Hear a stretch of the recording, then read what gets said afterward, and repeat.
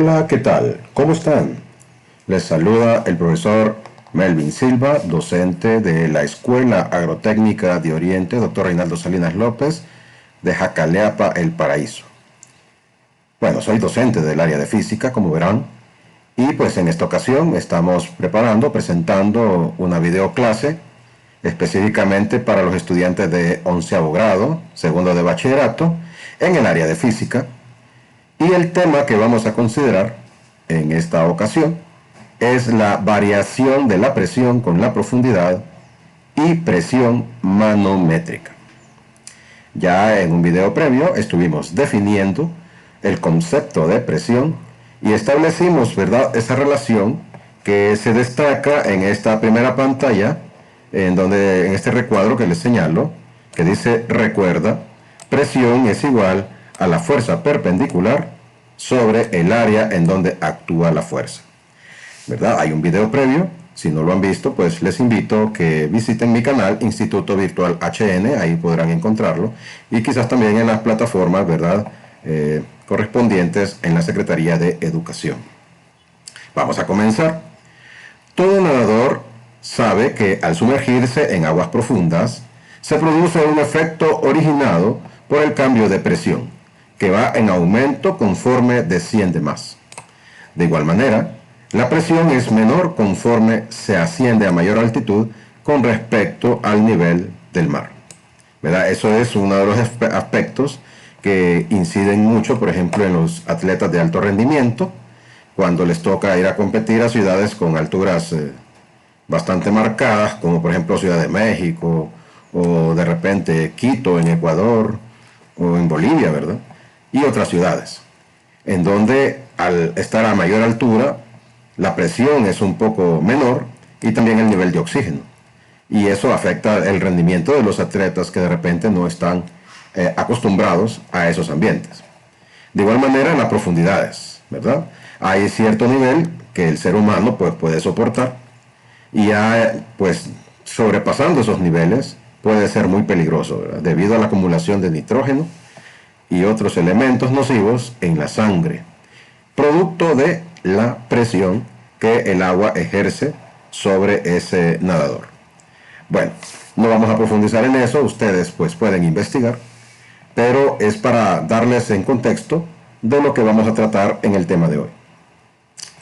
Bueno, volviendo al punto, este cambio de presión en un fluido se produce de forma lineal con respecto a la profundidad. Mira, interesante, es un cambio lineal, bastante predecible. Y en este momento lo que vamos a hacer es precisamente encontrar esa relación que hay, ¿verdad?, entre la presión con respecto a la profundidad en un fluido X específico.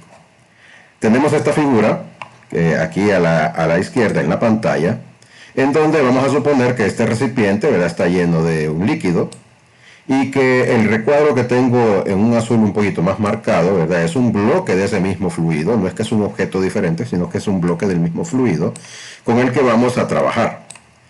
Hay diferencias de niveles. Vemos que la parte de arriba está expuesta a la atmósfera y por lo tanto recibe la acción directa de la presión atmosférica, ¿verdad?, que es la presión que la atmósfera ejerce sobre todos nosotros. Luego, después de una profundidad H, en la parte inferior de ese bloque de fluido, hay una fuerza de respuesta que está accionando hacia arriba. Y nosotros la representamos como presión por área. Además está la masa del mismo bloque de fluido, que ya ha transformado a peso, ¿verdad? Lo representamos como masa por gravedad, que sería el peso de esa masa de fluido que tenemos aquí marcada en azul, un poco más marcada. Ya con eso en mente, pues hagamos un pequeño planteamiento, ¿verdad? Y quizás ustedes digan, ¿por qué está hablando de fuerza si en ningún momento lo menciona? Bueno, recuerden que nosotros ya tenemos esta fórmula, presión es igual a fuerza sobre área. Vamos a plantearla aquí. Vamos a hacerlo en negro, ¿verdad? Presión es igual a fuerza sobre área. Por simple despeje, nosotros podemos pasar área hacia el lado izquierdo y nos quedaría de la siguiente manera: la fuerza es igual a la presión por el área. ¿Es correcto? Entonces, por eso es que estamos hablando aquí, ¿verdad? Presión por área es una fuerza, presión atmosférica por área es una fuerza.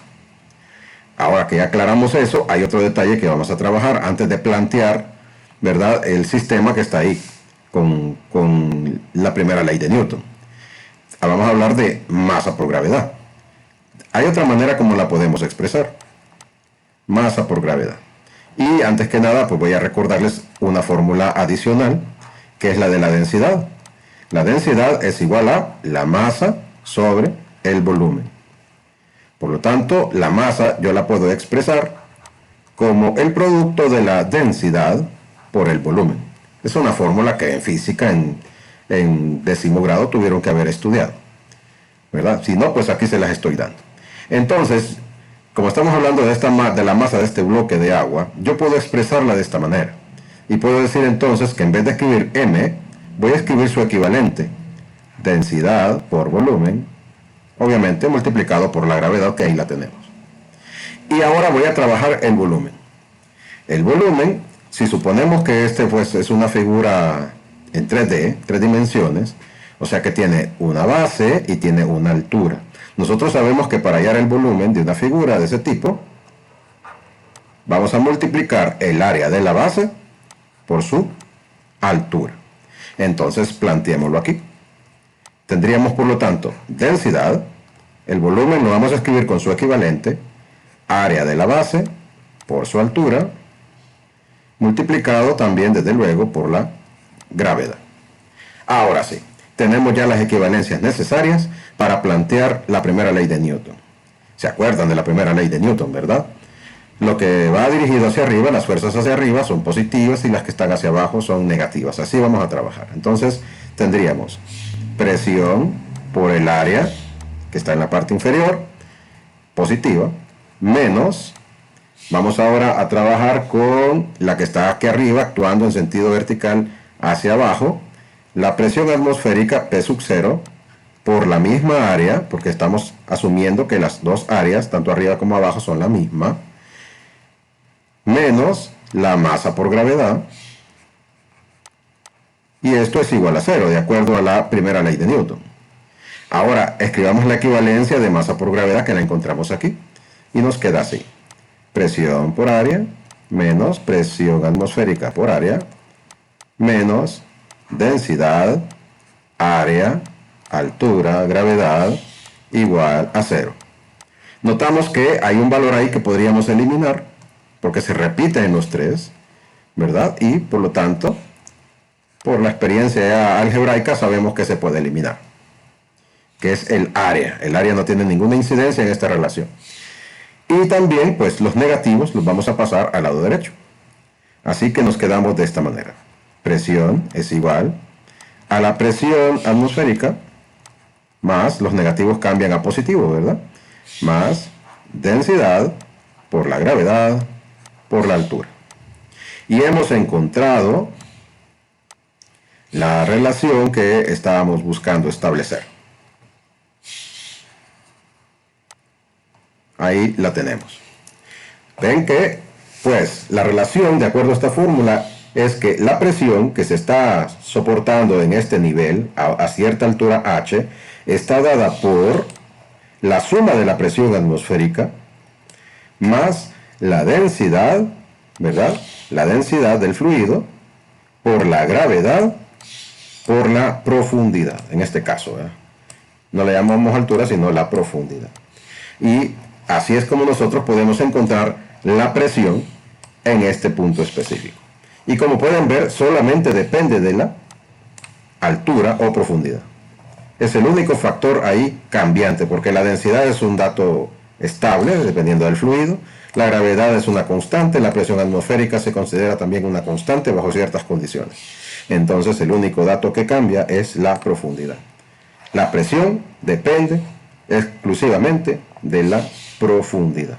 Esa es la conclusión importante que podemos sacar de este pequeño análisis.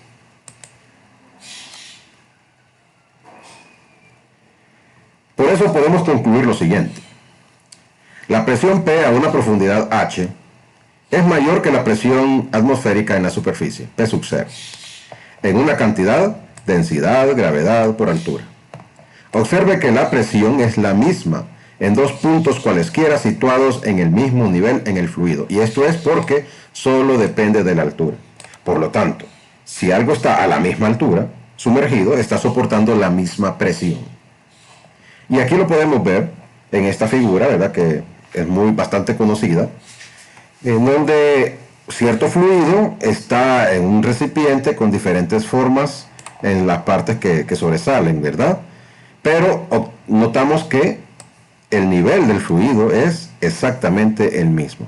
La razón es porque la presión que está actuando, ¿verdad? Es la presión atmosférica. Y es igual en los 4 puntos que estamos aquí remarcando. Esto por extensión se cumple a diferentes profundidades. O sea que la presión en este punto que les marco ahorita deberá ser la misma aquí y deberá ser la misma aquí, siguiendo una línea horizontal, ¿verdad? Deberá ser la misma, de acuerdo a lo que acabamos de encontrar en esa fórmula, ¿verdad? Que acabamos de deducir. Por eso dice acá, en este experimento, sin importar la forma del recipiente, el nivel del líquido se muestra al mismo nivel, indicando que en ese punto tienen la misma presión atmosférica. Por extensión, este concepto aplica a cualquier otro nivel del fluido. Y fíjense que de forma empírica, muchas personas, y quizás ustedes conocen a muchos de ellos, aplican este principio. Por ejemplo, los albañiles cuando sacan niveles utilizan una manguera, porque ellos saben que con el nivel, ¿verdad?, que les marca el agua, en otra parte, aunque no esté a la vista de ellos, ellos saben también dónde está, ¿verdad? El agua les marca el mismo nivel, ¿verdad? Y eso es producto precisamente de esto que estoy explicándoles. Así que, para que vean que sí, esto tiene aplicaciones, ¿verdad?, en muchas cuestiones cotidianas. En vista del hecho que la presión en un líquido, solo depende de la profundidad, cualquier incremento de presión en la superficie debería transmitirse a cada punto en el fluido. Eso es obvio, ¿verdad? O sea que si tenemos un valor de presión aquí, por ejemplo, y hay un aumento de la fuerza, por ejemplo, que se ejerce verticalmente en sentido perpendicular, entonces aquí debería haber un aumento de presión.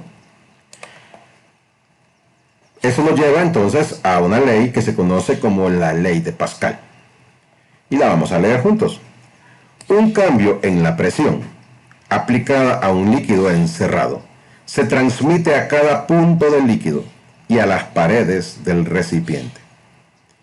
Repito, un cambio en la presión aplicada a un líquido encerrado se transmite a cada punto del líquido y a las paredes del recipiente. Vamos a examinar una tan sola de las aplicaciones de esta ley de Pascal. Y es una que ustedes conocen.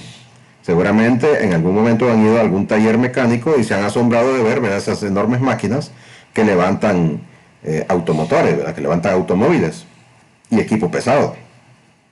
Utilizan, ¿verdad?, gatos hidráulicos o elevadores hidráulicos. Miren, hidráulicos, ¿verdad? Entonces, esos elevadores hidráulicos aprovechan la ley de Pascal, debido a que la presión del fluido es la misma a igual altura. Pero en el diseño lo que hacen es poner áreas diferentes. Por ejemplo, vean que la parte que está en donde está el automotor es un área mucho mayor.